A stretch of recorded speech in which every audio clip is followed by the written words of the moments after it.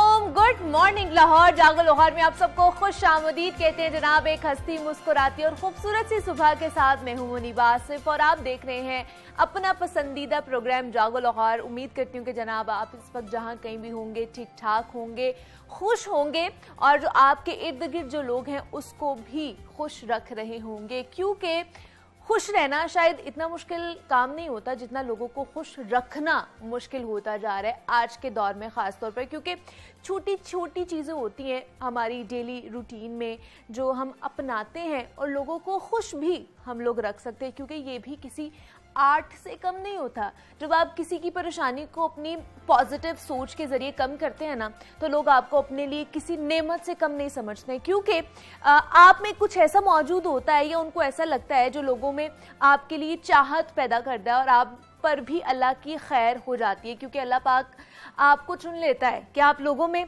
खुशियां बांटे, उनकी मदद का बाइस बने और उनके चेहरे पर मुस्कुराहट बिखेरे। तो इसलिए जब भी आप सुबह का आगाज़ करें, रोज़ाना आपने जनाब ये अपना मोटो बनाना है, अपना ये इसको मकसद बना लें कि जनाब हमने कहीं जाना है, बाहर जाना है, घर से शुरुआत करें और घर वालों के साथ सुबह उठ के अच्छे तरीके से मिलें, मुस्कुराहट के साथ उन्हें सलाम करें और अपने दिन का आगाज़ करें। और जब वो आपको मुस्कुराते हुए देखेंगे तो ऑटोमेटिकली उनके चेहरे पर भी मुस्कुराहट आ जाएगी और वो जो परेशानी और वो जो टेंशन कहीं ना कहीं हमारे सबके अंदर पाई जा रही होती है वो कम होती ही जाएगी। और जब आप अपने ऑफिस जा रहे हैं, कॉलेज, यूनिवर्सिटी, कहीं पर भी जा रहे हैं, वहाँ पर भी इसी तरह का बिहेवियर रखिए, अपने चेहरे पर मुस्कुराहट रखिए, सलाम में पहल करें ताकि दूसरे लोग भी आपसे खुश हों और आप भी अपनी ज़ात से खुश हो सके। अगर आप सेटिस्फाइड होते हैं ना अपनी ज़ात से, तो आप ऑटोमेटिकली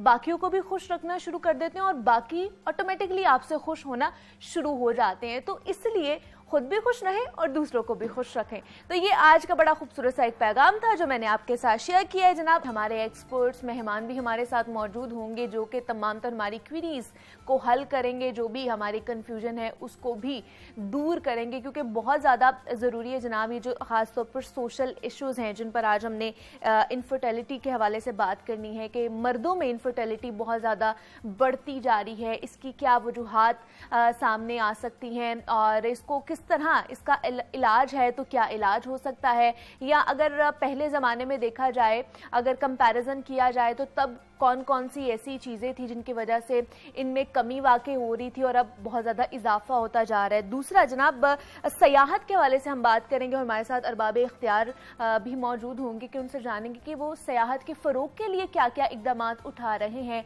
क्योंकि पाकिस्तान में ख़ासतौर पर लाहौर शहर को तारीख़ी इमारात के हवाले से बहुत ज़्यादा मशहूर है और जाना भी जाता है। तो यहाँ पर जितने भी हमारे हिस्टोरिकल प्लेसेस हैं उनके रेनोवेशन के लिए, उनके फ़रोग के लिए क्या क्या इकदाम उठाए जा रहे हैं, किस तरह एक मैकेनिज्म बनाया जाता है कि जो सयाह बाहर से आ रहे हैं उनकी रिहाइश के लिए, उनके टूर के लिए एक प्लान आउट किया जाए, वो चीज़ें भी उसके हवाले से भी हम बात करेंगे।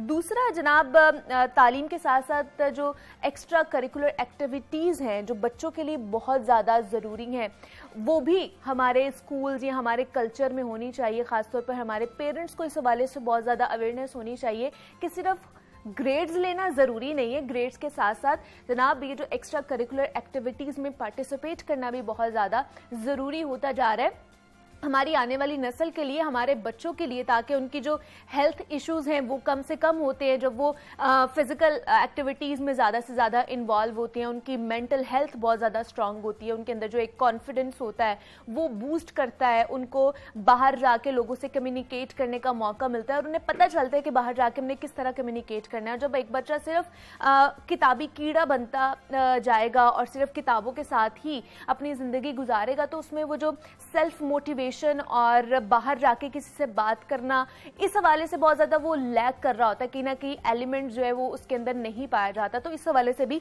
आज हम डिटेल में गुफ्तगू करेंगे ताकि ये जो सोशल टैबूज़ हैं या सोशल अवेयरनेस के हवाले से ज़्यादा जनाब आप तक आगाही पहुँचाई जा सके। तो ये कुछ चीज़ें थी जो मैंने आपके साथ शेयर की हैं। आगे भी हमने शेयर करना है कि जनाब इवेंट्स ऑफ द डे, कि आज लाहौर शहर में कौन कौन से इवेंट्स होने जा रहे हैं, उस हवाले से भी हमने आपको बताना है। तो पहला जो इवेंट है वो होने जा रहा है इंस्टीट्यूट ऑफ पब्लिक हेल्थ में एंटीबायोटिक अद्वियात की रोकथाम के लिए सेमिनार का इनाकाद किया गया है। सूबाई वजीर डॉक्टर अख्तर मलिक बतौर मेहमान खास इस सेमिनार में शिरकत करेंगे और एंटीबायोटिक जो मेडिसिन है उनके हवाले से बताएंगे कि जनाब ये हमारे लिए कितनी मुज़र सेहत भी साबित हो सकती हैं अगर हम इसका एक्सेस यूज़ कर लेते हैं, ज़्यादा अगर इसका इस्तेमाल कर लेते हैं, इन पे डिपेंड करते हैं तो ये हमारी बॉडी के लिए जनाब हार्मफुल भी साबित हो सकती हैं। दूसरा जो इवेंट होने जा रहा है लाहौर शहर में वो है Lahore college for women university में बुक फेस्टिवल का इनाकाद किया जा रहा है। मुख्तलिफ तर्ज की हजारों कुतुब नुमाइश के लिए वहां पर पेश की जाएंगी और वहां पर जो स्टूडेंट्स हैं उनके लिए जनाब ये एक बहुत अच्छी मेरे ख्याल से चीज़ है, बड़ा अच्छा एक सेमिनार है कि वहां पे उनको मुख्तलिफ किताबों से वो आशना होंगे, उन्हें पढ़ेंगी और वो से ख़रीद भी सकती हैं इस सेमिनार के थ्रू या ये जो जनाब फेस्टिवल का इनाकाद किया जा रहा है। तीसरा जो इवेंट है जिसके हवाले से मैंने आपको बताना है वो है एवर केयर हॉस्पिटल वाबदा टाउन में भी एक तकरीब मुनाकिद होगी आज के दिन, जिसमें बोलने और सुनने की सलाहियत से महरूम बच्चों को मीडिया के जरिए थेरेपिस्ट से मिलवाया जाएगा। ये भी एक बहुत अच्छा इनिशिएटिव लिया जा रहा है जनाब हॉस्पिटल की तरफ से कि एक तकरीब ऐसी मुनाकिद की जा रही है जहाँ पे जो बच्चे सही तरह बोल नहीं सकते या सुन नहीं सकते उनकी थेरेपी की जाएगी और मीडिया के थ्रू उन्हें वो तमाम तो जितने भी थेरेपिस्ट हैं उनसे इंटरैक्ट कराया जाएगा, उनसे मिलवाया जाएगा, उनकी बीमारी के बारे में वो अच्छे तरीके से उनको बता सकते हैं। तो ये एक इवेंट होने जा रहा है। चौथा जो इवेंट है उस हवाले से आपको बताऊं तो वो UCP university of central Punjab auditorium में department of food and technology के ज़रिए तमाम हलाल फूड के हवाले से एक इफ्तिताही तकरीब मुनक्किद की जा रही है और ये भी एक बड़ी अच्छी इनिशिएटिव लिया गया है जनाब यूसीपी की तरफ से, यूनिवर्सिटी ऑफ सेंट्रल पंजाब की तरफ से, कि उनके ऑडिटोरियम में आज बच्चों के लिए ये फूड सेफ्टी के हवाले से और टेक्नोलॉजी के हवाले से एक सेमिनार मुनक्किद किया जा रहा है कि जनाब वहाँ पर उन्हें पता चल सके कि फूड सेफ्टी के कितने ज़्यादा फ़ायदे हैं, किस तरह फूड को हम सेफ कर सकते हैं, उसके बारे में कितनी हमें अवेयरनेस पहुंचनी चाहिए, क्योंकि बच्चे अगर इस बारे में जानेंगे तो ऑटोमेटिकली वो घर जाके अपने पेरेंट्स के साथ शेयर करते हैं, फिर आगे एक लूप चलता जाता है, वो जो अवेयरनेस होती है वो दिन ब दिन बढ़ती ही जाती है। तो इस तरह के ख़ास तौर पर जनाब इन जो सेमिनार्स हैं इनका इनकाद होना चाहिए। अब आगे बढ़ते हैं और आज जनाब हम आपको बताएं, अगर आज के दिन के हवाले से तारीख के आईने में आज के दिन के हवाले से देखा जाए तो आज दीन इस्लाम के अजीम मुफक्किर सैयद सुलेमान नदवी की बरसी आज मनाई जा रही है और ये इत्तेफाक है कि आज 22 नवंबर को दुनिया के उफ़ुक़ पर नमूदार होने वाला ये आफताब इस मट्टी को इल्मो हिकमत की किरणों से ज़ियाबार करके उसी रोज़ हमेशा के लिए डूब गया था। और मौलाना सैयद सुलेमान नदवी ज़िला पटना के एक कस्बा में 22 नवंबर 1884 को पैदा हुए थे और उनके वालिद हकीम सैयद अबुल हसन एक सूफ़ी इंसान थे और उर्दू अदब के नाम और सीरत निगार, आलिम, मौर्रिख और काबिल कदर किताबों के मुसन्निफ का एक बड़ा कारनामा सीरत नबी सल्लल्लाहु अलैहि वसल्लम भी है, जिस का शाना इल्म फजल उनका एहसान मंद भी रहेगा। और उनके उस्ताद अलामा शिबली नुमानी थे जिन्होंने सीरत की पहली 2 जिल्दें लिखी हैं और मगर ज़िंदगी ने वफा ना की और 1914 को उनके इंतकाल के बाद बाकी 4 जो जिल्दें थी वो सैयद सुलेमान नदवी ने मुकम्मल की है। और ये एक ऐसा काम था जिसमें तहकीक और महारत की बहुत ज़्यादा ज़रूरत थी, जिसे बिलाशुबा उन्होंने खूबी से निभाया भी है। और दारुल मुसन्निफीन आजमगढ़ का क़याम अमल में लाए और एक माहनामा मुआरिफ के नाम से भी शुरू किया गया था और आज उनकी जनाब बरसी मनाई जा रही है और ये कुछ उनके हवाले से डिटेल्स थी जो हमने आपके साथ शेयर की हैं। तो जनाब अब आगे बढ़ते हैं और कुछ गंगाराम के हवाले से बात करें तो सर गंगाराम की पोती ने जनाब गंगाराम हॉस्पिटल का विज़िट किया है, उसका दौरा किया गया है। तो जनाब इसकी क्या डिटेल्स हैं उस हवाले से आप इस रिपोर्ट में देखिए।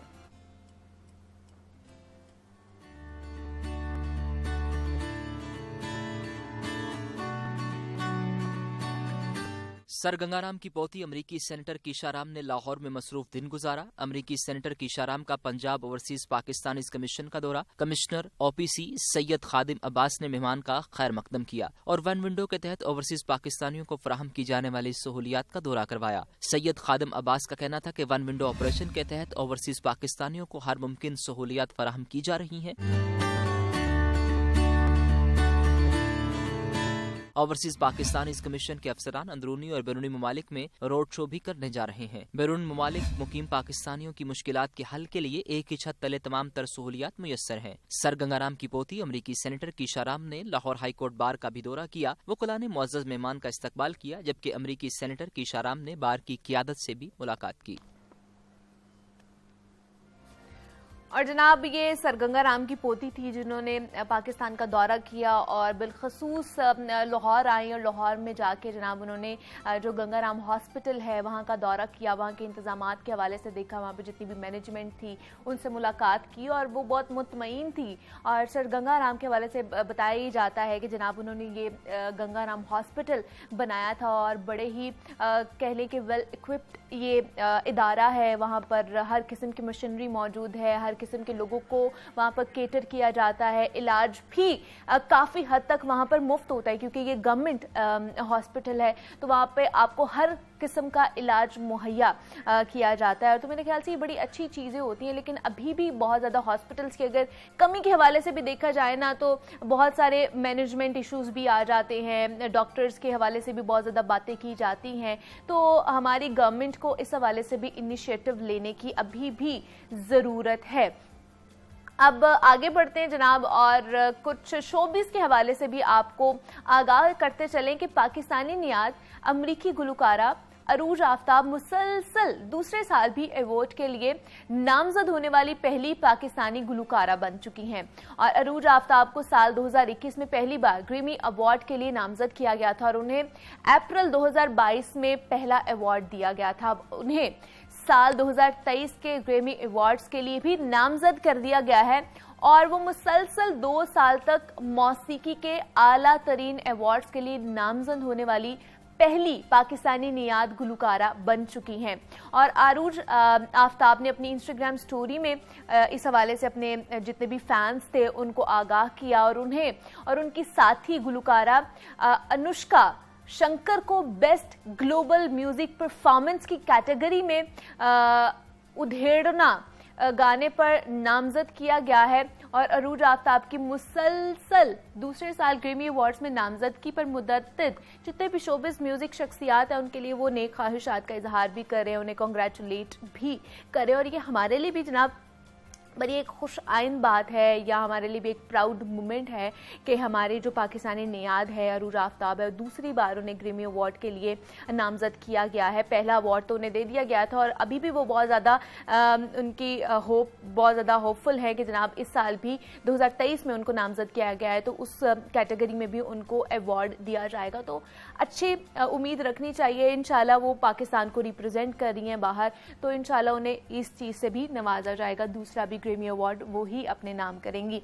अब आगे बढ़ते हैं कुछ स्पोर्ट्स न्यूज़ के हवाले से आपको हम बताएं तो जनाब माहूर शहजाद के हवाले से हमने आपको बताना है। ओलंपियन है माहूर शहजाद और मेजर फैजान की शादी की तकरीब का इनेकाद कराची में किया गया जिसमें करीबी दोस्तों और अजीज़ों कारब ने शिरकत की, जिनकी आप जनाब जो पिक्चर्स हैं वो टेलीविजन स्क्रीन पर भी देख सकती है कि ओलंपियन माहूर ने दुल्हे मेजर फैजान के साथ डांस भी किया अपनी शादी पर, जिससे तकरीब को 4 चांद भी लग गए। और कौमी बैडमिंटन खिलाड़ी शादी के बाद भी उनका ये कहना है कि जनाब मैं खेल जारी रखूंगी। इससे पहले गुज़श्ता माह Mahoor Shahzad national ranking badminton tournament से दस्तबरदार हो गई थी और माहूर शहजाद का कहना था कि शादी की वजह से बैडमिंटन से मैं अभी थोड़ी सी ब्रेक ले रही हूँ, लेकिन उनका ये कहना है कि शादी के बाद भी मैं खेल जारी रखूंगी। अभी थोड़ी सी ब्रेक लेना बनता भी है जनाब, शादी है वो उनकी प्रिपरेशन में ऑब्वियसली मसरूफ़ होंगी, उसके बाद एक नई जर्नी आपकी शुरू होती है। तो अभी उन्होंने ये कहा है कि मैं एक छोटी सी ब्रेक लूंगी अपने करियर से, लेकिन उसके बाद मैं दोबारा से कम बैक करूंगी। और जिस तरह वो खेलती हैं जनाब, इंटरनेशनल लेवल पर भी जाके उन्होंने हमने देखा कि पाकिस्तान का नाम रोशन किया है, बहुत ज़्यादा मेडल्स हासिल किए हैं। तो वो इसी तरह आगे बढ़ती जाएं इंशाल्लाह। हमारी बेस्ट विशेस माहूर के साथ हैं हमेशा। एक और ख़बर आपके साथ हमने शेयर करनी है और वो है जनाब टेलर स्विफ्ट के हवाले से। तो मशहूर अमरीकी सिंगर हैं टेलर स्विफ्ट और बेहतरीन गुलकारा और आर्टिस्ट का अवार्ड हासिल करने में कामयाब हो चुकी हैं। अगस्त 2022 में न्यू जर्सी में होने वाले MTV अवार्ड्स के दौरान स्विफ्ट ने अपनी नई एल्बम मिडनाइट की रिलीज का ऐलान किया था। और गुलकारा का इस एल्बम के हवाले से ये कहना था कि जनाब ये उनकी जिंदगी के मुख्तलिफ जितने भी औकात की 13 ऐसी रातों की कहानियां हैं जिनमें वो सो नहीं सकी थी, और एक ऐसे सफ़र की कहानी है जिसमें खौफ के साथ साथ एक खूबसूरत ख्वाब भी शामिल है। और रिलीज़ के बाद से अब तक टेलर के इस एल्बम ने हर जगह धूम मचा रखी है और उनके गाने रवा साल के बेहतरीन गानों के चार्ट पर भी सरे फहरिस्त रहे हैं। और उन्हें जनाब बेहतरीन गुलकारा और आर्टिस्ट के तौर पर उन्हें जनाब अवार्ड से भी नवाजा गया है। तो ये एक बड़ी अच्छी इंटरनेशनल न्यूज़ थी, कह ले कि वायरल न्यूज़ थी, जो हमने आपके साथ शेयर की है। एक और बड़ी मज़े की जनाब और दिलचस्प न्यूज़ है जो आपके साथ हमने शेयर करनी है कि एलॉन मस्क के ट्विटर ख़रीदने के बाद ना उनकी साबिका महबूबा हॉलीवुड अदाकारा एम्बर हर्ड का ट्विटर से अकाउंट गायब हो गया। और जिसके बाद ख्याल ये जाहिर किया जा रहा है कि अदाकारा ने खुद ही शायद अपना अकाउंट जो है वो हज़फ कर दिया है या उसको डिलीट कर दिया है ट्विटर से। और एम्बर हर्ड का अकाउंट ट्विटर से गायब होने पर जो सोशल मीडिया सारिफीन है उनकी मिली जुली सी राय हमें देखने को मिली। कुछ का इस सारे मामले पर यह कहना था कि साबिक महबूब के मालिक बनते ही अदाकारा ने ट्विटर को खैराबाद कह दिया, और जबकि कई सारिफीन ने यह भी कहा कि एलॉन मस्क ने खुद एम्बर हर्ड का अकाउंट जो है वो हज़फ किया होगा या डिलीट करवा दिया होगा। लेकिन ख्याल रहे कि अमरीकी अदाकार जोनी डेप की साबिका अहलिया एम्बर हर्ड ने 2018 में ये एतराफ़ किया था कि उनके एलॉन मस्क से कुछ अरसे तक करीबी ताल्लुकात भी रहे थे। और तलाक के बाद भी हमने देखा कि शोहर से अलहदगी का गम ख़त्म करने के बाद उन्होंने कहा कि उनके 2016 से 2017 तक एलॉन मस्क से ताल्लुकात रहे हैं।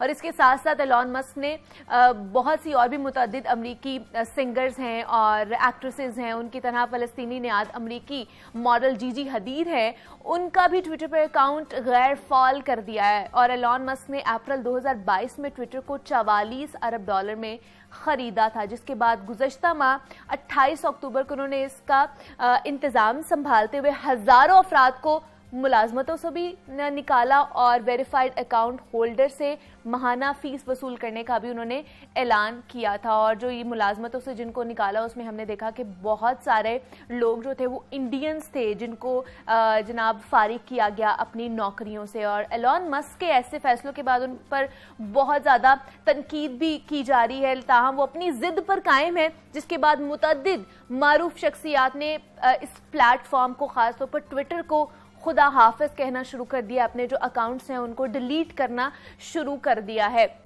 और अभी भी बहुत सारी ऐसी चीज़ें हमारे सामने आती हैं, ऐसी केसेस हमारे सामने आते हैं कि क्यों आप फीस देते हैं और आप अपना जो अकाउंट है उसको वेरीफाइड करा देते हैं, आपको ब्लू टिक मिल जाता है। तो इस हवाले से मज़ीद अब आपको बताएंगे, बहुत सारे जो हमारे गेस्ट हैं उनसे आपकी मुलाकात करानी। आप एक ब्रेक लेती हूँ, मिलते हैं इस ब्रेक के बाद।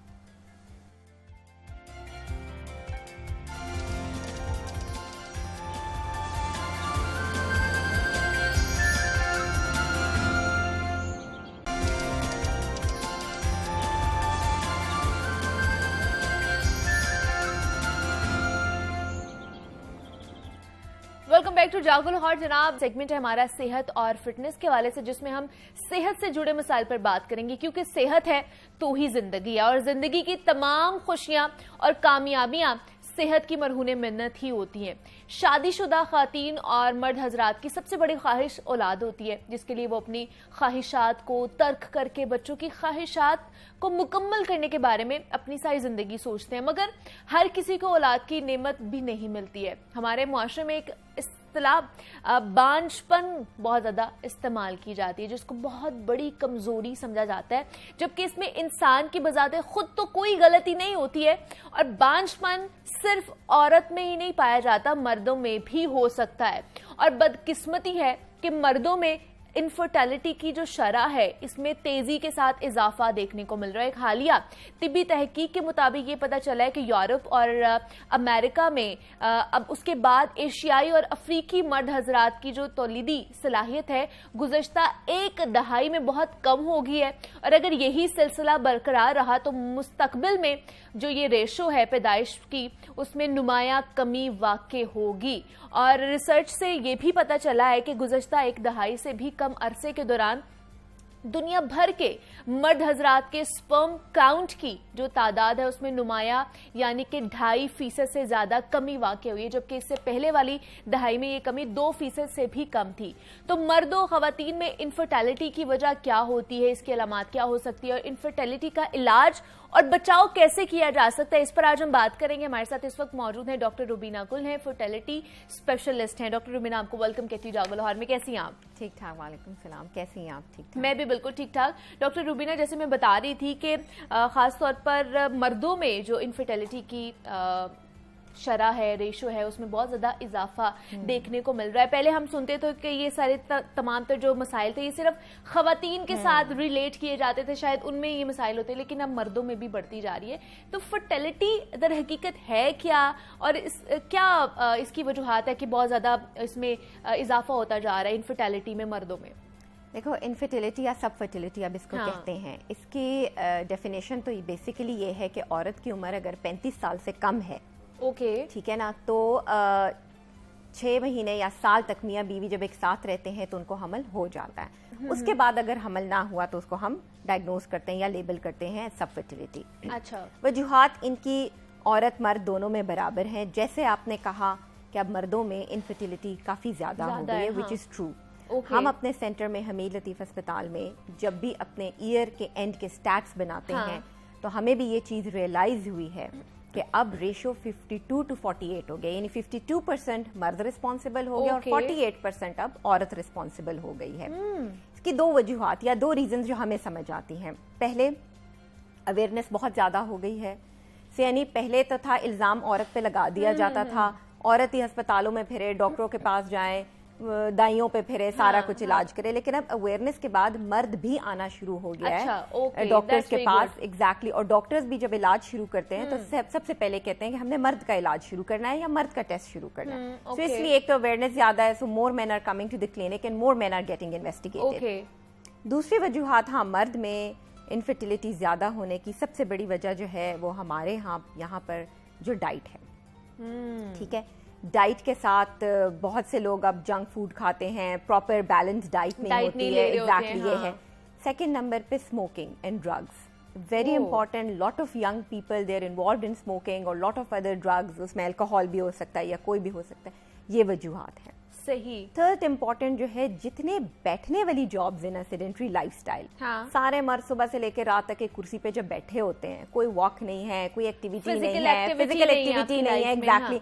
सो the blood flow to every organ जो होता है वो कम हो जाती है, और जब ऑर्गन में, किसी भी ऑर्गन में ब्लड फ्लो कम होगी तो वो तो कॉम्प्रोमाइज होगा ही होगा। से वजूहात है। Last but not the least, genetic. अच्छा, जेनेटिकली इतना प्रूवन रोल नहीं है, क्योंकि बहुत से ऐसे पेशेंट्स, मर्द पेशेंट जिनको एजोस्पर्मिया है और उन्होंने IVF कराया हुआ है और उनकी एक बच्चा हो चुका है, जरूरी नहीं है कि उसके बेटे भी एजोस्पर्मिया हो, वो नॉर्मल भी हो सकता है, लेकिन genetics play a role as well. बहुत से आप फैमिलीज में देखें कि आता जा रहा है बांझपन, मर्दों में भी आता जा रहा है, तो इसमें भी और स्टडीज भी आने हैं। इसमें भी मर्दों में जो बांझपन आता जा रहा है वो एज फैक्टर भी रिलेट करता है इसमें? बिल्कुल, एज फैक्टर डू रिलेट, क्योंकि अब तो जब क्लिनिक में हमारे पेशेंट्स आते हैं तो हम उनको ये बात कहते हैं कि जी अब मर्द भी बूढ़ा होता है। So if anybody is expecting, हाँ जरा लेट बूढ़ा होता है लेकिन वो होता है। Yes, age factors plays a major role in it as well. मतलब ये कुछ कॉमन फैक्टर्स हैं जो पाए जाते हैं जिसकी वजह से ये जो रेशियो है इसमें बहुत ज्यादा इजाफा होता जा रहा है। जी। तो इसकी क्या फिर हल क्या है? हल की तरफ जाते हैं, फिर उसके बाद हमने खवातीन के ऊपर भी आना है। देखो, मर्दों के लिए तो सबसे पहले जो हमारे क्लिनिक में हम उनको एक सीमेंट का टेस्ट कराते हैं। अच्छा, ठीक है। सीमेंट टेस्ट में 3 पैरामीटर्स है वेरी इंपॉर्टेंट। उनकी काउंट, यानी वो तादाद कितनी है, तेज हरकत करने वाले कितने हैं, और उनकी बनावट कैसी है। अगर ये एक नॉर्मल रेंज में आते हैं तो फिर हम मतलब वो फाइन हो जाता है, फिर हम औरत की ट्रीटमेंट शुरू करते हैं। अगर वो थोड़ी सी तादाद कम है तो फिर हम बहुत से मल्टीविटामिन्स देते हैं और ट्रीटमेंट करते हैं पेशेंट का, उनको लाइफस्टाइल चेंजेस कराते हैं, डाइट कराते हैं। कोई अगर पेशेंट मेल है जो स्मोकिंग करता है, उनको सारी काउंसलिंग की जाती है कि आप ये लाइफस्टाइल अपनाएं, और उनको 3 महीने का टाइम दिया जाता है। और 3 महीने में फिर उनका हम दोबारा टेस्ट रिपीट कराते हैं। And if it goes well तो फिर हम उसी ट्रीटमेंट को कंटिन्यू करते हुए औरत का इलाज भी साथ साथ ही करते हैं। लेट्स से अगर उनके टेस्ट में बिल्कुल ही 0 आ गया, बिल्कुल स्पर्म काउंट नहीं है, जिसको एजोस्पर्मिया कहते हैं, अच्छा, तो फिर हमें डिफरेंट ऑप्शंस पे जाना पड़ता है। यानी ऐसे मर्द जिनके जरासीम टोटल 0 होते हैं, फिर वो कुदरती बच्चा पैदा करना उनके लिए जरा मुश्किल हो जाता है। फिर उनको IVF, जिसको आम जुबान में टेस्ट ट्यूब बेबी कहते हैं, फिर वो करवाना पड़ता है। इलाज उसका भी मुमकिन है। ऐसा नहीं है अगर किसी के 0 स्पर्म्स हो तो वो बिल्कुल ही बांझ हो जाएगा, कभी जिंदगी में बच्चा नहीं होगा, ऐसा नहीं होता। लेकिन उसका फिर दूसरे तरीके से हम इलाज शुरू कर देते हैं। यानी इलाज मुमकिन है, प्रोसीजर आ चुका है, इतनी हमारी जो टेक्नोलॉजी है वो फास्ट हो चुकी है कि अभी ये सारी चीजें जो है वो इसको टेक ओवर कर सकती है। बिल्कुल ऐसा ही है। अच्छा, खवातीन में इस इश्यूज के हवाले से अगर बात की जाए तो क्या क्या रीजंस हो सकती हैं? और ये भी बड़ा सुनने को मिलता है, शायद ये मिथ है, आप ही हमें बता सकती हैं कि खवातीन में, या फिर शायद इतनी टेक्नोलॉजी तब तक इवॉल्व हुई नहीं थी, इसलिए हमें ये लगता था कि शायद बांझपन आ जाता है तो इसका कोई इलाज ही नहीं है और ये सिर्फ बांझ ही रहेगी सारी जिंदगी। देखो, हमेशा ना जब इनफर्टिलिटी हम डायग्नोज कर देते हैं, यानी लेबल कर देते हैं, तो उसकी इन्वेस्टिगेशंस होती हैं। अच्छा, वजह मालूम करनी पड़ती है कि औरत क्यों बांझ है या मर्द क्यों बांझ बने। अगर औरत के मेजर जो कॉजेज हैं वो गायनोकोलॉजिकल कॉजेज आ जाते हैं, जैसे पॉलीसिस्टिक ओवरीज आ जाती हैं, PCO, endometriosis, there lot of things जो गायनी से रिलेटेड होती है। तो पहले हम उन चीजों को ट्रीट करते हुए साथ साथ फर्टिलिटी का इलाज करते हैं।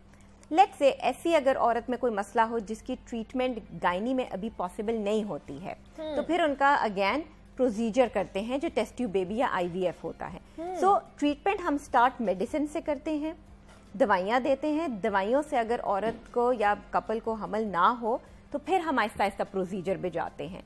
और अगेन मैं बता रही हूँ कि डिपेंड करता है कि वजूहात क्या हैं। अगर कोई ऐसा कपल हमारे पास आए कि औरत के भी फॉलिकल्स या एग्स बहुत कम है, अच्छा, या मेल का भी बिल्कुल एजोस्पर्मिया है, स्पर्म्स नहीं है, तो फिर हम दवाइयों पे काम नहीं चलाते। लाइक कहने का मकसद है कि हम उनका टाइम नहीं वेस्ट करते कि उनको हम मेडिसिन दे, जबकि हमें पता है कि ना मेडिसिन से हमल होगा ना कोई और लाइफस्टाइल चेंजेस से होगा। इसका प्रोसीजर मस्ट है।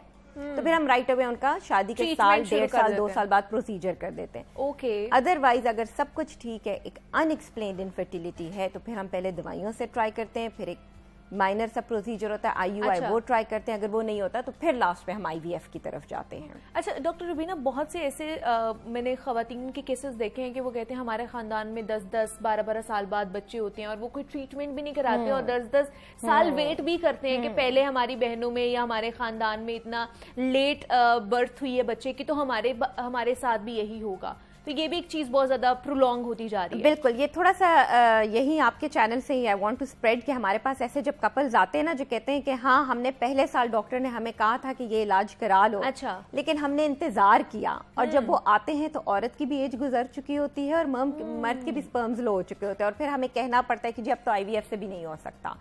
सो with your channel I want to spread कि जी गो इन अ राइट डायरेक्शन। आप किसी फर्टिलिटी क्लिनिक में जाएं और एग्जैक्ट पता करें कि आपकी वजूहात क्या है इनफर्टिलिटी की। अच्छा, अगर वो वजूहात ऐसी हैं अगेन कि वो मेडिसिन से ट्रीट हो रही है, देन व्हाई नॉट, ठीक है। लेकिन अगर वो वजूहात ऐसी नहीं है तो प्लीज इंतजार ना करें, क्योंकि IVF का सक्सेस रेट भी एज पे डिपेंड करता है। ओके। अगर औरत की एज 40 साल से, बल्कि हम तो 35 कहते हैं, लेकिन चलें फिर भी 40 साल से कम है, तो सक्सेस रेट बहुत अच्छा है टेस्ट ट्यूब बेबी का। सही। लेकिन अगर औरत की उम्र ज्यादा हो जाती है, 40 से ऊपर या फिर बिल्कुल ही 45 से ऊपर हो जाती है, तो फिर हमें भी कहना पड़ता है कि IVF का सक्सेस रेट कम है, बिकॉज वो नेचुरल एजिंग में आ जाती है ना। जब औरत नेचुरल एज कर रही होती है तो जैसे हमारे बाल सफेद हो जाते हैं, स्किन में रिंकल्स आते हैं, तो बॉडी में चेंजेस आती है, तो ओवेरियन रिजर्व आहिस्ता आहिस्ता घटना शुरू हो जाता है। ज्यादा कॉमन जो रीजंस आपको क्या लगती हैं खवातीन में इनफर्टिलिटी की?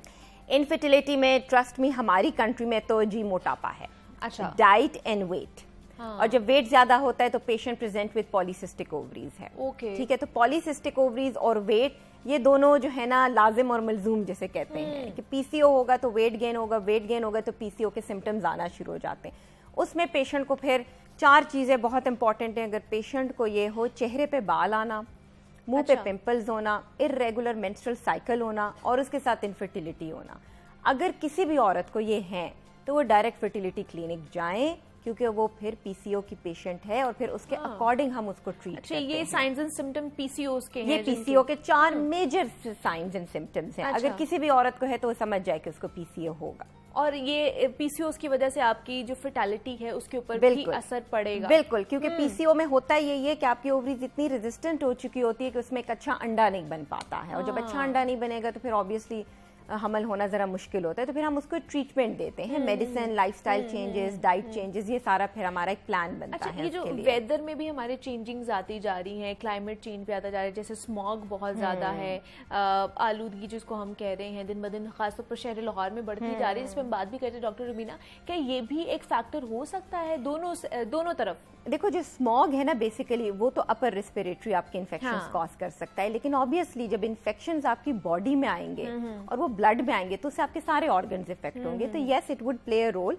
Because smog is just like आप स्मोकिंग कर रहे हैं, ठीक है ना। सो उससे इन्फेक्शंस इनडायरेक्टली फर्टिलिटी को असर करता है, मेल के सीमन को और विमेन के ओवेरियन रिजर्व को इट डज इफेक्ट, बिकॉज आपके बॉडी में इन्फेक्शन आ जाता है। अच्छा, IVF की जैसे हम बात कर रहे थे, वो क्या पूरा उसका प्रोसीजर क्या होता है, कितनी देर का वो प्रोसीजर होता है, उसमें क्या क्या चीजें आ जाती हैं? IVF जो है ना वो 4 से 6 हफ्तों का इलाज है पूरा। इसमें मर्द और औरत दोनों का इलाज होता है।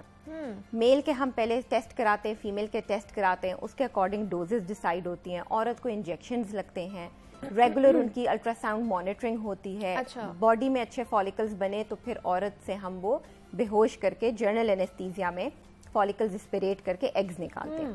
साथ ही because we are very much equipped, जिस तरह हमारे बाहर के कंट्रीज के लैब्स होंगे उसी तरह हमारी लैब है जो life centre Hamid Latif hospital है। साथ ही हमारे एम्ब्रियोलॉजिस्ट बैठे होते हैं, उनको एग्स देते हैं, उसी दिन मेल के स्पर्म्स होते हैं और लैब में एक एम्ब्रियो तैयार किया जाता है। अच्छा एम्ब्रियो बने तो उसी औरत की बच्चेदानी में रख दिया जाता है। एक सिंपल सा प्रोसीजर है, 4 से 6 हफ्तों का है, and it's very good and successful even. कितने % चांसेस हैं कि ये सक्सेसफुल होता है? IVF का success rate as I explained कि it depends on your age, it depends आपके ब्लड टेस्ट रिपोर्ट्स कैसे आई हैं, it depends on semen analysis as well. अगर सब कुछ ठीक है, अनएक्सप्लेन्ड इनफर्टिलिटी है, तो 50, 55, 60% तक इसका सक्सेस रेट है। And it's safe? It's very safe, yes, it's very safe. इसमें कोई कट नहीं है, कोई दाखला नहीं है, कोई ऑपरेशन नहीं है, कोई सर्जरी नहीं है, इसमें कोई हॉस्पिटल में रात नहीं गुजारनी पड़ती है। यू जस्ट सिंपली काम, आपकी मॉनिटरिंग होती है और you can go back home. और जिस दिन प्रोसीजर होता है सिर्फ जनरल एनेस्थीसिया दिया जाता है, तो उसके बाद जो 2 घंटे आपको लेटना होता है, जब आप होश में आते हो, बिल्कुल सेटल्ड हो जाते हो, you can go home. It's a very simple safe procedure है, you just have to be committed for it. और उसके बाद फिर बहुत ज्यादा एहतियात करनी पड़ती है? IVF के OPU के बाद तो जिस दिन हम फॉलिकल्स निकालते हैं उस दिन बाद तो सिर्फ जनरल एनेस्थीसिया के अपने इफेक्ट्स होते हैं। जिस दिन एम्ब्रियो ट्रांसफर होता है, एम्ब्रियो ट्रांसफर के बाद हम पेशेंट को 48 आवर्स के लिए बेड रेस्ट नहीं कहते, लेकिन कहते हैं कि एक्सर्जन ना करें, बहुत तेज तेज सीढ़ियां ना चढ़े उतरे, अपनी डाइट की कंट्रोल करें, आराम से घर जाएं, मोटरवे पे सफर कर सकते हैं, बहुत ऊपर नीचे रास्तों पे ना जाएं, बस यही है। कोई ऐसा बेड रेस्ट IVF में नहीं पाया जाता, बिल्कुल भी अच्छा, नहीं है। लास्ट पे डॉक्टर रुबीना मैं पूछना चाहूंगी कि बहुत सी ऐसी खवातीन होती हैं जिनमें हमल तो होता है लेकिन उनके मिसकैरेजेस हो जाते हैं या प्री मैच्योर डिलीवरी हो जाती है, तो उसकी क्या कॉजेस हो सकते हैं? कॉजेज उसके भी अगेन यही आ जाते हैं, औरत की एज, सीमन एनालिसिस, आपका औरत का अंदर का एनाटमी कैसी है। अच्छा। बहुत सी औरतें हमारे पास जाती है जिनको रिकरेंट मिसकैरेजेस यानी बार बार हमल जाया होते हैं, तो एज आई सेड कि हमारी लैब इतनी इक्विप्ड है कि हम लोग एक नई टेक्निक लॉन्च की है जिसको कहते हैं प्री जेनेटिक टेस्टिंग, PGT उसको कहते हैं। ये उन कपल्स के लिए है जिनके बार बार हमल जाया होते हैं या एबनॉर्मल बच्चे होते हैं। अच्छा। या फैमिली में कोई एबनॉर्मल बच्चे हो रहे हैं, तो उन कपल्स को, बल्कि मैं ये आपके प्लेटफॉर्म से स्प्रेड करूंगी ये न्यूज, अगर तो ऐसा कोई आपकी फैमिली में है तो उसकी पहले से जेनेटिक टेस्टिंग होती है। अच्छा। PGT होता IVF की तरह ही है, लेकिन लास्ट पे जब एम्ब्रियोज बन जाते हैं तो उनको हम बाहर भिजवाते हैं। उन एम्ब्रियोज की जेनेटिक टेस्टिंग होती है कि क्या वो जेनेटिकली सही हैं कि नहीं। अगर वो जेनेटिकली सही हैं तो फिर हमको वो ट्रांसफर करा देते हैं फीमेल में, लेकिन हमें एम्ब्रियो रखने से पहले पता लग जाता है कि इस एम्ब्रियो में कोई अबनॉर्मेलिटी नहीं है, क्योंकि मिसकैरेजेस यूजुअली एबनॉर्मल एम्ब्रियोज की वजह से होते हैं, तो हमें रखने से पहले ही पता लग जाता है। So it's a very good and safe procedure. मतलब इस हवाले से भी एक प्रोसीजर आ चुका है जो बड़ा सेफ है और आप जाके उसको करवा सकते हैं। डॉक्टर रुबीना गुल, फर्टिलिटी स्पेशलिस्ट, हमारे साथ मौजूद थी। डॉक्टर रुबीना, बहुत शुक्रिया आपके वक्त का कि आप यहाँ पर आई, और जनाब ये जितने भी बांझपन के हवाले से जितने भी प्रॉब्लम्स थे कि पहले इसको रिलेट किया जाता खवातीन के साथ, लेकिन ये मर्दों में भी इसकी रेशो बहुत ज्यादा बढ़ती जा रही है, क्या इसकी वजूहात है, किस तरह इसकी तशखीस की जा सकती है, उस पर बात की। यहाँ पे एक छोटी सी ब्रेक लूंगी, मिलते हैं इस ब्रेक के बाद।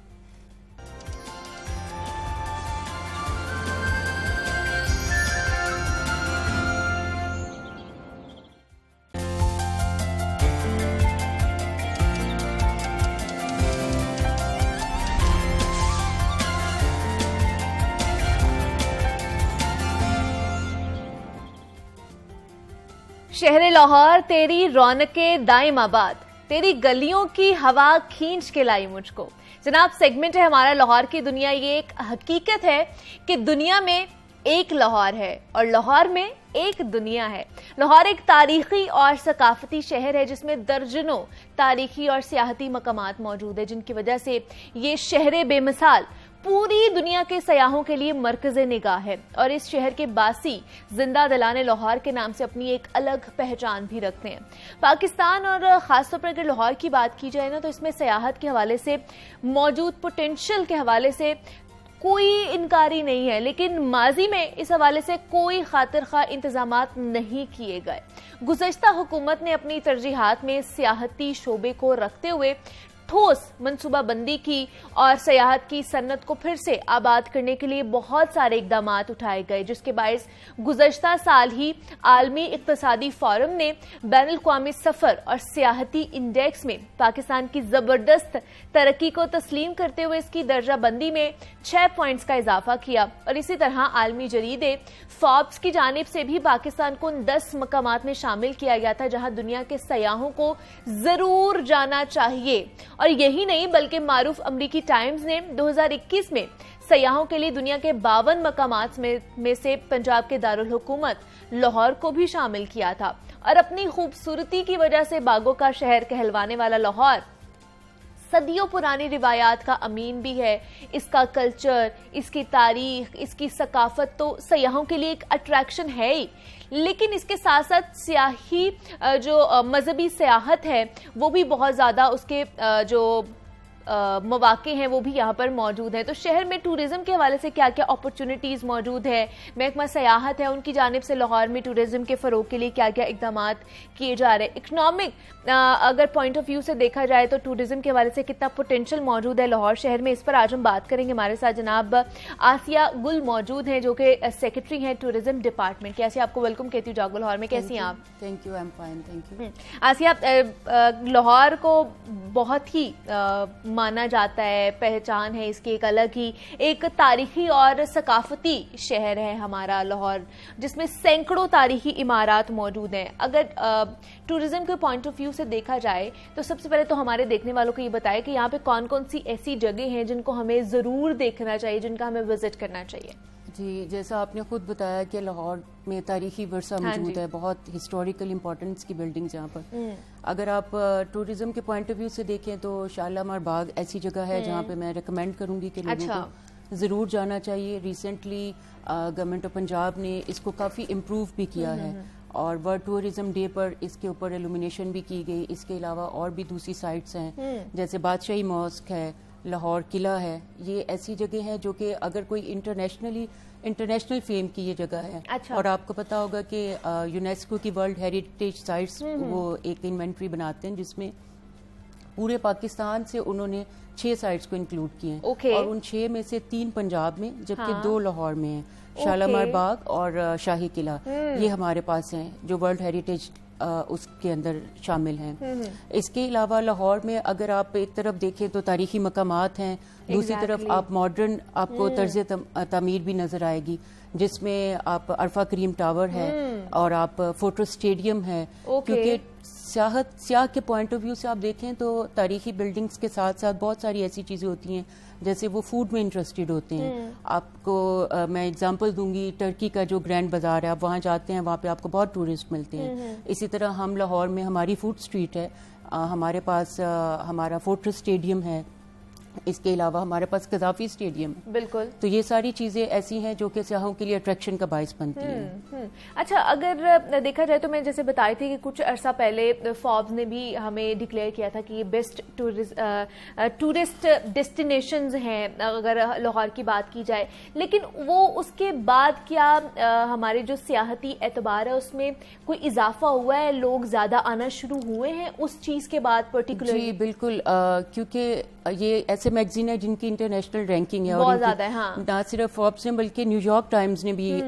लाहौर को एक टूरिस्ट डेस्टिनेशन के हवाले से बहुत अच्छा इम्पोर्टेंट करार दिया और उससे हमारे फुटफॉल में इजाफा हुआ है। एग्जैक्ट नंबर्स आपको मैं नहीं बता सकूंगी, लेकिन उससे हमारी जो टूरिस्ट एक्टिविटी है उससे काफ़ी प्रमोट हुई इस चीज़ से, क्योंकि सिक्योरिटी ऑफ द टूरिस्ट जो है वो सबसे इम्पॉर्टेंट है। कोई भी ऐसी जगह जहाँ पर आप जा रहे हैं, आप पहले देखेंगे कि वो आपके लिए, आपके बच्चों के लिए महफूज, आप तभी जाएंगे। तो अल्हम्दुलिल्लाह Pakistan is a secure country now. और अब हमारी टूरिज्म को, क्योंकि प्रायोरिटीज़ की भी बात होती है, प्रीवियसली इस डिपार्टमेंट को इतनी प्रायोरिटी नहीं दी गई जितनी कि अब, और उसमें अथॉरिटी भी तो नहीं दी गई थी ना, प्रायोरिटी भी नहीं दी गई थी। हाँ। प्रायोरिटी भी नहीं थी। आपको पता होगा कि टूरिज्म पहले फेडरल सब्जेक्ट था, 18th अमेंडमेंट में ये प्रोविंशियल सब्जेक्ट बना।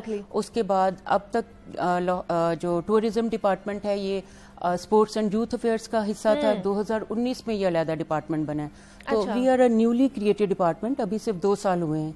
और एक और चीज जो कि लोगों को नहीं पता होती कि टूरिज्म डिपार्टमेंट में आता क्या क्या है, वो मैं बताना चाहूंगी कि हमारे 4 हिस्से हैं, जिसमें जिसको आप 4 विंग्स कह सकते हैं टूरिज्म डिपार्टमेंट के, जिसमें सबसे इम्पोर्टेंट एक हमारे पास tourism development corporation of Pakistan Punjab है, TDCP। इसके अलावा archaeology, directorate general of archaeology है। आर्कियोलॉजी का काम है लाहौर की जितनी भी तारीखी मकामात की हामिल जो साइट्स हैं उनको प्रिजर्व और कंजर्व करना, क्योंकि वेदरिंग के साथ ये बिल्डिंग ऐसी हैं जो कि डिटीरिएट होती रहती हैं। अगर हम इनको कंजर्व नहीं करेंगे तो ये जाहिर सी बात है कि खराब हो जाएंगी और आप फिर इनको टूरिस्ट के लिए ओपन नहीं कर सकते। इसके अलावा हमारा तीसरा डायरेक्टरेट है जिसको डायरेक्टरेट ऑफ टूरिस्ट सर्विसेज कहा जाता है।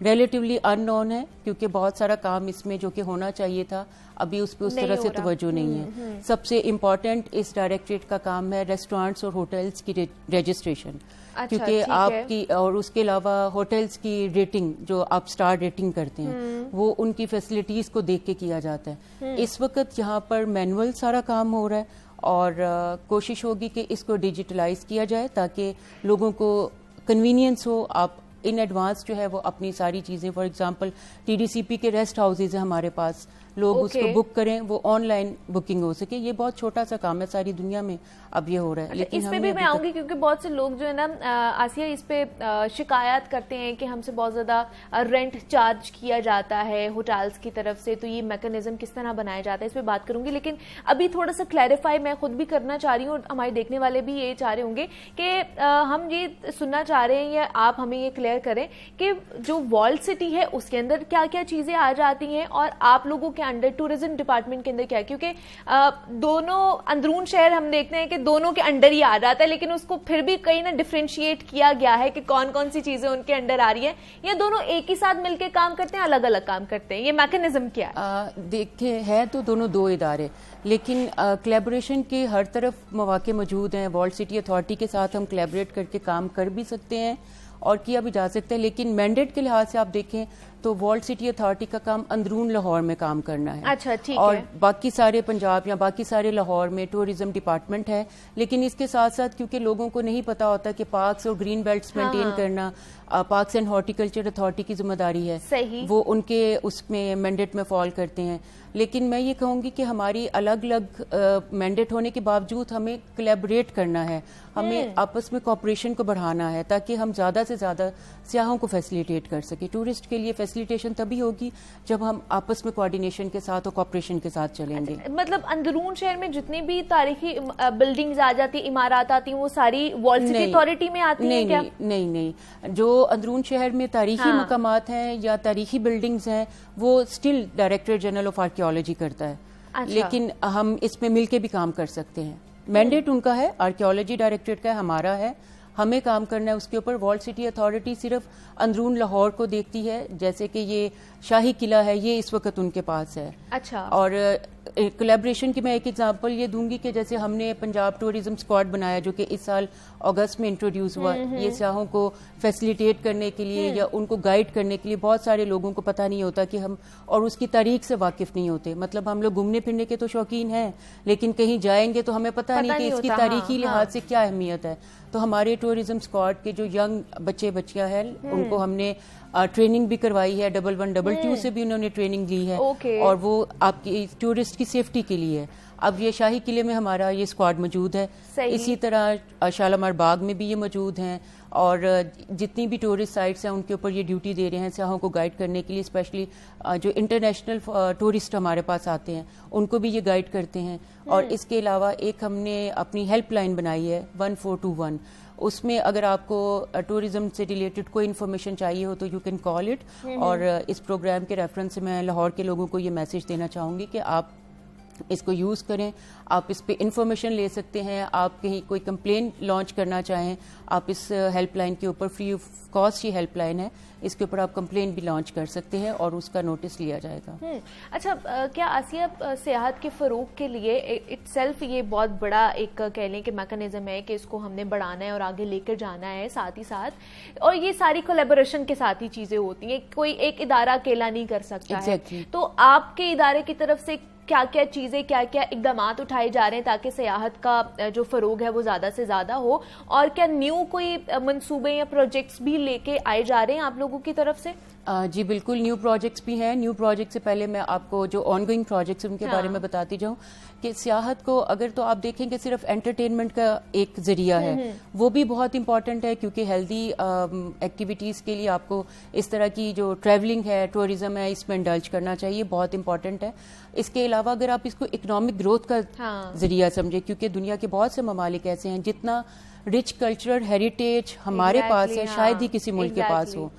मैं हर फोरम पे ये बात करती हूँ कि हमारे पास ना सिर्फ ये कि मुसलमानों के लिए कल्चरल हेरिटेज है, हमारे पास दूसरे मज़ाहिब के लिए भी है। आप देखें माल रोड पे जो चर्च है, वो इतना खूबसूरत चर्च है कि अगर आप यही वो चर्च होते हैं जो कि हम इटली में जाते हैं तो बहुत एक्सपेंसिव टिकट्स परचेज करके हम इनको देखते हैं, विजिट करते हैं, लेकिन अपने मुल्क में या अपने शहर में हम इनकी उस तरह से कदर नहीं करते। मेरे ख्याल में लाहौर के लोग शायद ही कहीं उन्होंने विजिट, आप इसको सियाहती पॉइंट ऑफ व्यू से देखें कि आप एक इम्पॉर्टेंट एक हिस्टोरिकली इम्पॉर्टेंट बिल्डिंग को देखने के लिए जा रहे हैं, खूबसूरत बिल्डिंग को देखने के लिए जा रहे हैं। इसी तरह जो है हमारे पास और बहुत सारे ऐसे हिडन मॉन्यूमेंट्स हैं। अच्छा। जिसमें वॉल्ड सिटी के अंदर भी बहुत सारे ऐसे मॉन्यूमेंट हैं जो कि रिलेटिवली वहाँ के शायद रहायशियों को भी ना पता होगा। बहुत सारे ऐसे हैं जिन पर डायरेक्टरेट ऑफ आर्कियोलॉजी ऑलरेडी काम कर रहा है, जिसमें ज़ेबुनिसा टोम्ब है, आसिफ जहाँ का मकबरा है। अच्छा। इसके अलावा शादरा कॉम्प्लेक्स की तरफ अगर आप चले जाएं, वहाँ पर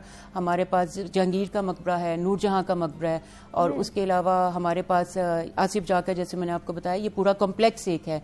इसको भी अब फ्यूचर में हमारा प्लान है कि हम जैसे ग्रेटर इकबाल के नाम से हमने इस पूरे को लिंक किया है, शादरा कॉम्प्लेक्स को भी हम उसी पैटर्न के ऊपर डेवलप करें। आसिया आप बोल रही हैं कि लाहौर शहर के जो बासी हैं उनको भी नहीं पता कि हमारे यहाँ पे कितने हिडन चीजें मौजूद हैं जो अभी भी हमने एक्सप्लोर नहीं की है, तो किसकी जिम्मेदारी बनती है कि उनके बारे में अवेयरनेस ज्यादा से ज्यादा लोगों तक पहुंचाई जा सके ताकि लोगों को पता हो कि अच्छा हमारे लाहौर में ये चीजें भी मौजूद हैं जो हमें पता ही नहीं है? जी, वो आपकी और मेरी जिम्मेदारी बनती है जो कि हम इस वक्त निभा रहे हैं। हम तो निभा रहे हैं, हम तो वॉल्ड सिटी अथॉरिटी को भी बुलाते हैं कि उनका क्या मौक़िफ़ होता है, आप लोगों को भी बुलाते रहते हैं, लेकिन इदारे की तरफ से भी कोई ऐसी कैंपेन्स चलाई जानी चाहिए, कोई ऐसे मौसर इकदाम उठाए जाने चाहिए कि लोगों तक चीजें पहुंचे? जी, इदारा बिल्कुल अपनी जिम्मेदारी पूरी कर रहा है, जिसमें एक एग्जांपल मैंने आपको दी कि शायद पहले इस तरह से फ्रीक्वेंटली मीडिया के साथ भी इंटरेक्शन नहीं होता, तो मीडिया के साथ इंटरेक्शन बहुत ज़रूरी है और मीडिया को अपना पॉजिटिव रोल प्ले करने की बहुत ज़रूरत है, जो कि अल्हम्दुलिल्लाह इस वक्त मीडिया कर रहा है। आपने डिस्कवर पाकिस्तान भी देखा होगा कि वो टोटली इसके ऊपर वो कर रहे होते हैं प्रोग्राम्स। इसके अलावा हमने सोशल मीडिया पे अपनी प्रेजेंस को बहुत इंश्योर किया है। फेसबुक, इंस्टाग्राम, ट्विटर, इसके ऊपर जो भी एक्टिविटीज टूरिज्म डिपार्टमेंट कर रहा होता है उसको ज्यादा से ज्यादा अब हम लोगों तक पहुंचा रहे हैं। इसके अलावा मुस्तकबिल में हमारे ज़हन में एक चीज है कि हम अपना न्यूज चैनल भी बनाएं। सॉरी, न्यूज चैनल कह रही हूँ, रेडियो चैनल बनाएं, क्योंकि बहुत सारे लोग ड्राइव करते हुए रेडियो चैनल सुनते हैं, उसके ऊपर हम मुख्तलिफ प्रोग्राम्स कर सकते हैं।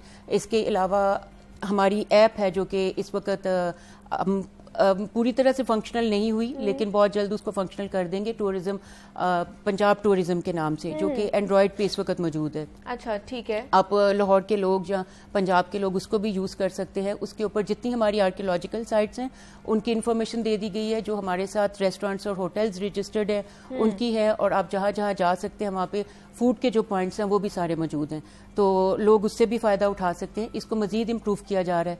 इसके अलावा एक और इनिशिएटिव जो कि QR कोड स्कैन करने का, वो भी अंडर प्रोसेस है। आप एक बार कोड स्कैन करेंगे तो आपको उस साइट के मुतालिक सारी इन्फॉर्मेशन आपके मोबाइल पे आ जाएगी, क्योंकि अब तो हमें बहुत ज्यादा एक्सपेंसिव इंटरवेंशंस करने की जरूरत ही नहीं है, हर एक के पास मोबाइल मौजूद है।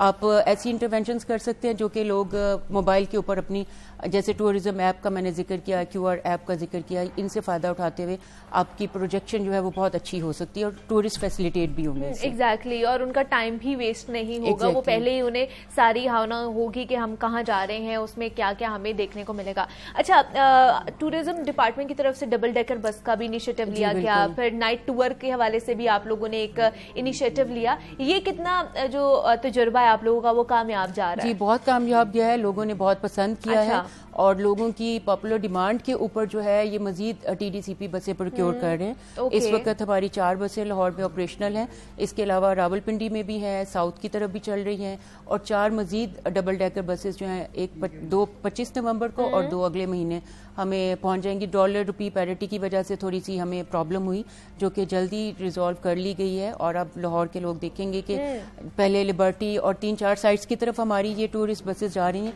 तो अब हम इसमें मजीद डेस्टिनेशन में इजाफा करेंगे। और रूट्स डाले जा रहे हैं, इसमें और टूर्स डाले जाएंगे, उससे भी टूरिज्म को काफी फरोग मिलेगा। अच्छा, नाइट टूरिज्म की जो बड़ा एक अच्छा इनिशिएटिव लिया गया है, मेरे ख्याल से फर्स्ट टाइम है ये कि सुबह के टाइम तो टूरिज्म होता रहता है, लोग जाते हैं, लेकिन नाइट टूरिज्म बड़ा मजे का ये एक चीज है। नाइट टूरिज्म देखिए आप, बहुत सारे, मतलब हमारा पंजाब का तो ये खूबी है कि हमारे पास वेदर स्फीयर नहीं होता, जो कि KP और GB के लोग उससे मतलब फायदा इसलिए नहीं उठा सकते कि उनका जब स्नोफॉल हुआ और वो इलाके बंद हो जाते हैं। पंजाब में हम इसको जो है वो बहुत ज्यादा इससे एडवांटेज ले सकते हैं, और इसी को ज़हन में रख के हम फर्दर प्रोजेक्ट्स जो वो प्लान कर रहे हैं। नाइट टूरिज्म इसी तरह आपने जैसे बताया शालीमार गार्डन में किया गया था, और इसके अलावा 3-4 और भी जगह हैं जहाँ पे की है, लेकिन उसको सस्टेनेबल करने की जरूरत है, क्योंकि नाइट टूरिज्म में ऑब्वियसली हमारे यहाँ we are energy deficient country, तो बहुत ज्यादा हम इस वजह से इस तरफ नहीं जा सकते, क्योंकि हमारी इल्यूमिनेशन जो है वो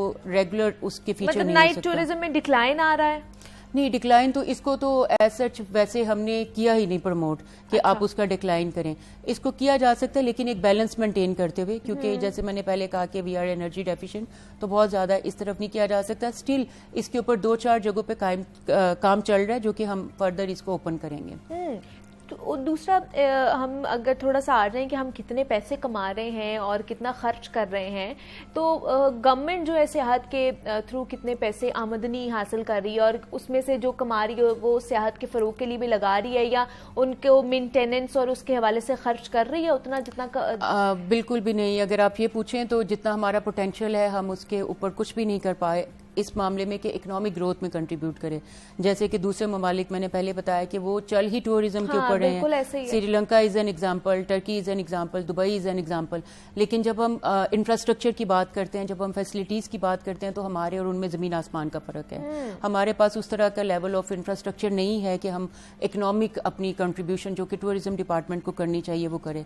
लेकिन लिविंग इट असाइड, अब गवर्नमेंट की क्योंकि प्रायोरिटी बन गई है और अब इस तरह के प्रोजेक्ट्स आ रहे हैं जो कि इकोनॉमिक ग्रोथ के अंदर इसका जो पोटेंशियल को एनालाइज करते हुए उसको प्रोजेक्ट्स को कंसीव किया जा रहा है, जिसमें एक प्रोजेक्ट है जो कि पंजाब टूरिज्म PTEC के नाम से, Punjab tourism for economic growth, ये प्रोजेक्ट है जिसमें हम बहुत सारा काम इस पॉइंट ऑफ व्यू से कर रहे हैं कि हम ये फैसिलिटीज और इंफ्रास्ट्रक्चर प्रोवाइड करेंगे तो टूरिस्ट के फुटफॉल में इजाफा होगा और वो अल्टीमेटली हमारे इकोनॉमी के अंदर जो है वो कंट्रीब्यूशन होगी, वो बूस्ट होगी इकोनॉमी से। अच्छा, मैं थोड़ा बात करना चाहूंगी फॉरेन जो हमारे टूरिस्ट यहाँ पर आते हैं और विजिट करते हैं उनके हवाले से। एक तो सिक्योरिटी को किस तरह उसकी सूरत हाल को देखा जाता है, दूसरा जैसे मैं बात करी थी कि होटल्स के हवाले से बहुत ज्यादा शिकायत मौसूल होती है कि ओवर चार्जिंग की जाती है, बहुत ज्यादा चार्ज किया जाता है, तो वो किस तरह मैकेनिज्म बनाया जाता है आप लोगों की तरफ से? सिक्योरिटी का तो देखिए हमारे जो सिक्योरिटी के इदारे हैं वो अपनी ड्यूटीज ठीक अंजाम दे रहे हैं और काफ़ी सिक्योरिटी कंसर्न्स हमारे जो हैं वो ओवरकम हो गए हैं इसमें। और जो आपने कंप्लेंट्स की बात की, कंप्लेंट्स के लिए वही अगेन मैं रेफर करूंगी 1421 जो कि हेल्पलाइन हमने बनाई है, जी। उसको यूटिलाइज करने के जरिए जो है वो हम अपनी कंप्लेंट्स को अटेंड कर सकते हैं। इसके अलावा जो डायरेक्टरेट ऑफ टूरिस्ट सर्विसेज है इसको मजीद फाल करने की ज़रूरत है। जब ये एक्टिवेट होगा और जब इसका प्रोसेस डिजिटाइज हो जाएगा तो बहुत सारी कंप्लेंट्स जो है वैसे ही एड्रेस हो जाएंगी। सही। तो पर्टिकुलरली हमारा फोकस इस वक्त डिपार्टमेंट का इसकी डिजिटाइजेशन की तरफ है। ठीक है जी, मतलब अच्छे जो इनिशिएटिव्स हैं वो लिए जा रहे हैं और आने वाले दिनों में बहुत सारी ऐसी चीज़ें भी हमें जो महकमा सियाहत है उनकी तरफ से होती हुई नजर आएंगी। आसिया गुल, सेक्रेटरी टूरिज्म डिपार्टमेंट, हमारे साथ मौजूद थी। आसिया, बहुत शुक्रिया आपके वक्त का कि आप यहाँ पर आई। और जनाब, टूरिज्म के हवाले से हम बात कर रहे थे कि महकमा सियाहत के अंदर क्या क्या चीज़ें आती हैं, कौन कौन सी जो मकामी और जो हमारी तारीखी इमारत हैं वो कौन कौन सी आती है, किस तरह उनकी देखभाल की जाती है। यहाँ पे एक छोटी सी ब्रेक लूँगी, आपने कहने जाना, मिलते हैं इस ब्रेक के बाद।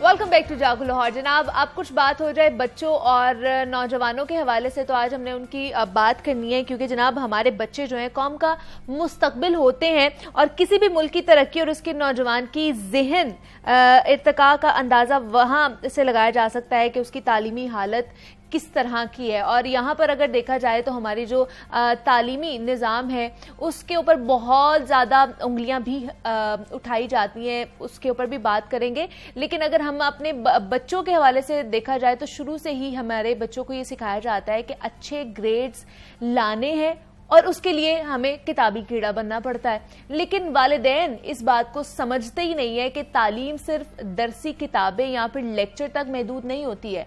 या किताबी कीड़ा बनने के साथ साथ बच्चों को हम निसाबी सरगर्मियों में हिस्सा लेने के लिए भी मोटिवेट करना चाहिए, जैसे मुख्तलिफ खेलों का हिस्सा बनना चाहिए। ये भी तालीम का एक बहुत ही इंपॉर्टेंट हिस्सा होते हैं, जिससे हमारे जो स्टूडेंट्स हैं, जो हमारे बच्चे होते हैं, उनकी जहनी, जिस्मानी और अखलाकी नशोनुमा भी होती है। और अब नौजवान नौकरी के लिए भी कहीं भी अपनी CV देते हैं ना, तो उसमें अपने जो तालीमी सर्टिफिकेट्स हैं उनके साथ साथ मुख्तलिफ जो उनकी एक्स्ट्रा करिकुलर एक्टिविटीज़ होती हैं उनमें जो उन्होंने पार्टिसिपेट किया होता है, फिर उन्हें सर्टिफिकेट दिए जाते हैं, तो वो भी उसके साथ लगाते हैं ताकि पता चल सके कि वो इस तरह की एक्टिविटीज़ में भी शामिल रहे हैं। और वो सलाहियतें होती हैं जो हमारी शख्सियत और किरदार की अक्कासी करती हैं। सोशल मीडिया का तेजी से नौजवानों में बढ़ता हुआ रुझान ने नौजवानों को गैर निसाबी सरगर्मियों से बहुत ज्यादा दूर कर दिया है। तो इसकी वजह से नौजवानों का जो लाइफस्टाइल है वो बिल्कुल ही चेंज हो गया। और ये मुहावरा तो हम सब ने सुना हुआ है कि जिनके मैदान आबाद हो उनके कब्रिस्तान वीरान होते हैं। तो जिंदगी में कामयाबी और बच्चों और नौजवानों की दिमागी और जिस्मानी सेहत के लिए जो गैर निसाबी सरगर्मियां हैं, एक्स्ट्रा करिकुलर एक्टिविटीज, वो कितनी जरूरी होती हैं, इस पर बात करेंगे। हमारे साथ आज मौजूद हैं सादिया मकसूद हैं, एजुकेशनिस्ट हैं, कॉर्पोरेट ट्रेनर भी हैं। सादिया, आपको वेलकम कहती हूँ जागो लाहौर में। कैसी हैं आप? अल्लाह का शुक्र मुनीबा, आप सुनाएं? मैं भी बिल्कुल ठीक ठाक। सादिया, ये जो एक्स्ट्रा करिकुलर एक्टिविटीज होती हैं, इनका कितना अहम किरदार होता है एक स्टूडेंट के लाइफ के अंदर, वो जो लाइफ स्पैम वो उधर गुजार रहा होता है उसके अंदर? Muniba, being a trainer and you can say as an educationist, I find it very unfortunate that students or the children nowadays, they are not getting enough time to play in the ground or to learn music or to indulge into the hobbies they are interested in, which is very, very beneficial for them. You know, these extracurricular activities are, they open lots and lots of opportunities for you. For example, if I'm into sports, I am not only learning the rules and regulations of the games, I'm not learning how to hold the racket, or I'm not only learning how to play with the team, I'm learning the real life experiences. I'm learning how to train my movements according in response to a particular challenge, how to overcome that challenge, etc. So the other benefit that we get from these extracurricular activities is the physical fitness. If I'm into sports, if I'm going to gym, I'm doing yoga, or if I'm learning music, if I talk about music, I work on my auditory movements. I work on my voice, on modulating my voice. I am expressing something, I am hiding a few elements of my voice, I'm expressing other elements of voice, and so on. So these all factors collectively make extracurricular activities, which is very, very important nowadays. But unfortunately, what is happening that we as parents and as teachers, we have become a stunting personality. We have engaged our bachas, our children in such a competitive environment that we have trained them that you are doing well if you fall into a certain criteria that we have set for them. They have to spend hours and hours in schools and academies, and then teachers home tuitions, teachers coming and teaching them at home till late at night. तो इसकी reason आपको क्या लगती है? क्या reasoning है? मतलब पहले हम देखते थे कि हमारे जमाने में एक्स्ट्रा करिकुलर एक्टिविटीज भी साथ साथ पैरेलली चल रही होती थी, साथ साथ हम पढ़ भी रहे होते थे, लेकिन अब वो क्यों नहीं चीज होती? अब सिर्फ वो ग्रेड्स के पीछे ही क्यों भगाया जाता है बच्चों को? पेरेंट्स की तरफ से भी प्रेशर लाया जाता है कि नहीं, आपने सिर्फ अच्छे ग्रेड्स ही लेकर आने हैं, बाकी चीजों को साइड पे कर दो, सिर्फ अभी आपने ग्रेड्स देखने हैं। आप देखो कि in all the bigger schools nowadays हमारे इर्द गिर्द जितने, and from the recent past, this practice is happening from the recent past. All the bigger schools, they have very competitive entrance examinations. If either we talk about school or colleges or universities, जितने भी बड़े नाम है ये, they have very competitive entrance exams. They have changed their model of teaching. You know, bachas have to get intact with the books. And their assignments, their assessments, their projects, their models, all the time. They don't get time for these extracurricular activities. You know, ultimately, all these things results into drop into the studies. This is not actually raising the bar of their knowledge or studies as well. होता क्या है? Ultimately, it's decreasing their study level. They are becoming more lethargic. They are not feeling like going to school or college or university, and which then results into the gadget addiction. If I'm working throughout the day, पूरा दिन मैं पढ़ाई कर रहा हूँ या कर रही हूँ, और मेरे पास मतलब I need some time to vent out. मुझे कुछ चीजें जो हैं, I need to dull out myself, I need to suppress a few things. तो what I do, I spend hours and hours on meaningless screens. अच्छा, दूसरा social growth भी तो हमारी नहीं हो पाती ना, अगर हम ये जैसे किताबी कीड़े के बारे में बात करी थी कि हम सिर्फ किताबों के साथ ही इंटैक्ट रहेंगे, कुछ और करेंगे नहीं, हमें नहीं पता कि हमने बाहर जाके फिर कम्युनिकेट कैसे करना है लोगों के साथ, सोशली किस तरह हम लोगों ने इंटरेक्शन हमारा होना चाहिए लोगों के साथ अगर हम बाहर जा रहे हैं. तो ये चीज, इन चीजों में भी लाकर, मतलब वो आइसोलेशन वाली चीजें हमारी ये वाली जनरेशन में बहुत ज्यादा आ रही है. Not only isolation Muniba, this social addiction, social media addiction is actually creating isolation, it's creating frustration, it's creating not sharing, teamwork nahi hai, sharing nahi hai. For instance, if a student or if there are like 4 to 5 siblings at home, हर किसी का अपना अपना gadget है, और अगर किसी एक के गैजेट की बैटरी लो है, ये हमारी रियल लाइफ में होता है, इफ समवन आस्क से थोड़ी देर के लिए मैं तुम्हारा यूज कर लूं, तो वो शेयरिंग नहीं है। आपको याद होगा we used to share things, अपने we used to share our story books, and the libraries at school they used to teach us कि आप शेयर करके पढ़ रहे हो, आप बुक लेकर आ रहे हो घर पे, उसको पढ़ के वापस कर रहे हो, कोई दूसरा बच्चा शेयर कर रहा है, एंड थिंग्स लाइक दैट। तो ये सबसे बड़ा ड्रॉबैक जो सोशल मीडिया एडिक्शन का है, दैट इज हमारे अंदर टॉलरेंस की कमी है बहुत ज्यादा, एंड इसमें बच्चों से ज्यादा मुझे पेरेंट्स का कसूर नजर आता है। अच्छा। एक छोटा बच्चा है 2-4 साल का है, जो कि अभी खुद दुकान से जाके अपना गैजेट नहीं लेके आ सकता, तो who is providing them the gadget? Obviously parents, because parent को इस टाइम ये लग रहा है कि आने वाला वक्त जो है वो कंप्यूटर साइंस का, इट्स ऑल अबाउट टेक्नोलॉजी, तो मेरा बच्चा has to be excellent in technology.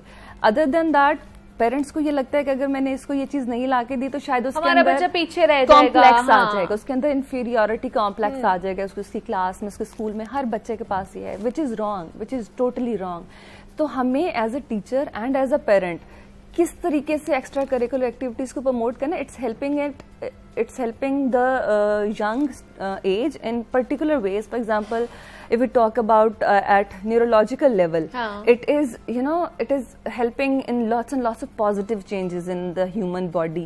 If we talk about at the emotional level, it helps, it's very, very essential in regulation. And if we talk about social level, when the student will go in the playground or in the music class or in the arts club, they will interact with each other. They'll share their views, they'll share their ideologies, ideas, and their skills that they have in them. And this is how they are meeting and greeting each other. They are knowing about the human company, not the gadget company. What our parents used to tell हमारे माँ बाप, इन चीजों से ये भी पता चलता है कि हमने किसी की जो इख्तलाफ राय है, exactly. किसी का अगर हमारे ओपिनियन से डिफरेंट ओपिनियन है, हमने उसको किस तरह लेकर चलना है। हम ये नहीं कह रहे कि बच्चों को पढ़ाना नहीं चाहिए, स्कूल नहीं भेजना चाहिए, हम कह रहे हैं कि उन्हें पढ़ाएं, अच्छे ग्रेड्स भी वो ला सकते हैं, लेकिन साथ साथ उन्हें जो एक्स्ट्रा करिकुलर एक्टिविटीज हैं उनमें भी इन्वॉल्वमेंट उनकी होनी चाहिए, ताकि वो फिजिकली भी फिट रहे, मेंटली भी फिट रहे, उनके अंदर इतना जो कॉन्फिडेंस हो कि वो बाहर निकल के जो सोशल टैबूज हैं उनके बारे में बात कर सके, इंटरैक्ट अच्छे तरीके से कर सके। हमारा सिर्फ ये मौकिफ है कि हमें ये करना है। बिल्कुल, आपने ये कहावत कही जाती है कि the more a child move the more he learns. The cerebellum is very important. अभी आपने कहा ना कि दोनों फिजिकल और मेंटल दोनों activities, so that's what the cerebellum is very very important.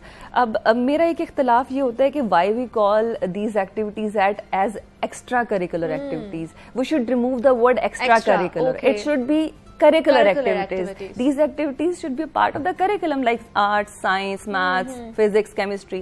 If we can't remove physics and chemistry from the curriculum, how can we remove the most important part of their development, which what we called extracurricular or co-curricular activities. So they must be called as curricular activities.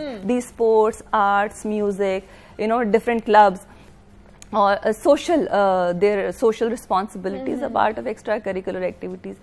So they must be part of the syllabus, the curriculum, and then these schools have to promote them. अच्छा, schools का भी कोई इसमें बहुत ज़्यादा important role है?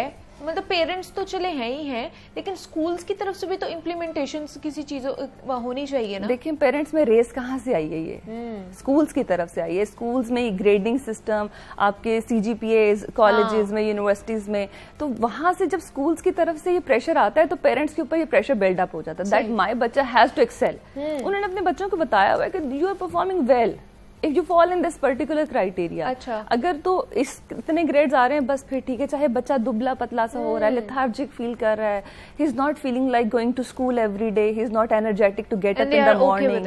हाँ, they are okay with that because उनकी स्कूल के ग्रेड्स अच्छे आ रहे हैं, उनके एकेडमी के टीचर्स बता रहे हैं कि they are performing really well. Even though schools के अंदर हमारे टाइम पे स्पीचेस और डिबेट्स का बड़ा ट्रेंड होता था। I was a part of my debating society. Tableaux बहुत ज्यादा होते थे, इस तरह की चीजें ऑन स्टेज परफॉर्मेंसेस होती थी।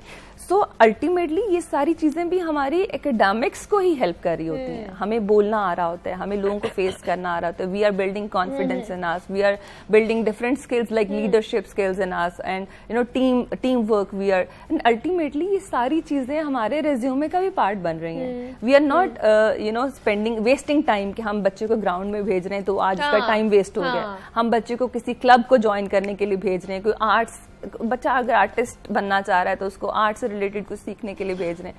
सो it's not the wastage of time. This is my message to all the parents and teachers and the school managements कि ये सारी चीजें जब एक बच्चे में इन दोनों चीजों का बैलेंस होगा then he is going to perform well throughout his life. वो आगे जाके भी अपनी प्रोफेशनल लाइफ में अपने उसके रिज्यूमे में ये सारी चीजें जाएंगी. हाँ, मतलब वो एजुकेशन में भी अच्छा रहेगा और बाकी चीजों में भी वो अच्छा परफॉर्म कर सकेगा. हमारे साथ सादिया मकसूद हमारे साथ मौजूद थी. सादिया, बहुत शुक्रिया आपके वक्त का कि आप यहाँ पर आई. और जनाब, हम बात कर रहे थे कि बच्चों में और खासतौर पर नौजवानों में जो करिकुलर एक्टिविटीज है एक्स्ट्रा को निकाल देना चाहिए, इनको इन्वॉल्व करना चाहिए हमारे जितने भी सिलेबस हैं, और वालिदैन को भी इनमें इन्वॉल्वमेंट शो करनी चाहिए. मुझे अब आपने इजाजत देनी. अपना बहुत सारा ख्याल रखिएगा. कल आपसे दोबारा मुलाकात होगी. तब तक के लिए अल्लाह हाफ़िज़.